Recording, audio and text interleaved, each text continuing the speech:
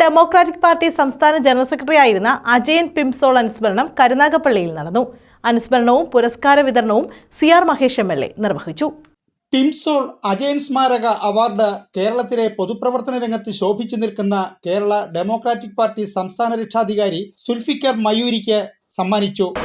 വഴികളിലൂടെ പ്രതിസന്ധികളിലൂടെ ഒക്കെ കടന്നു വന്ന് കുടുംബത്തെ നോക്കുകയും ഒപ്പം നാട്ടിലെ മുഴുവൻ കാര്യങ്ങളിലും എല്ലാ കാര്യങ്ങളിലും വളരെ ആത്മാർത്ഥമായി സഹകരിക്കുകയും ചെയ്യുന്നു.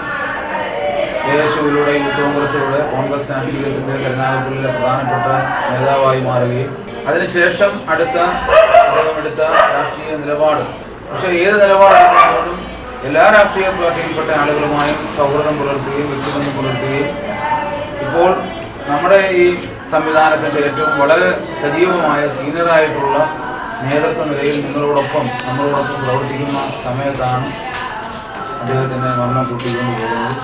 അനുസ്മരണ യോഗത്തിൽ KDP കൊല്ലം ജില്ലാ പ്രസിഡന്റ് സലീം ബംഗ്ലാവിൽ അധ്യക്ഷനായിരുന്നു. Zulfikar Mayoori, Kadakampally Sugu, Pradeep Karunakarapillai, Jaleel S Perumbalath, Jiji Punthala, Kilikollur Sivaprasad, TP Rajan, TK Adarsh, Jamal Kuttivattam, Priyamvada, Sathyavathiamma, Arshad Karunagappally, Harlal, Rajasekharan Punalur, Shaji Chadayamangalam, Mohandas Chavara, Vinod Kundara, Aneesh Chavara, Unais, Aravind, Chadayamangalam, Radhakrishnan, Vasanthakumari, Nisa എന്നിവർ അനുസ്മരണ പ്രഭാഷണങ്ങൾ നടത്തി. അൻവർ പടന്നയിൽ നന്ദി പറഞ്ഞു.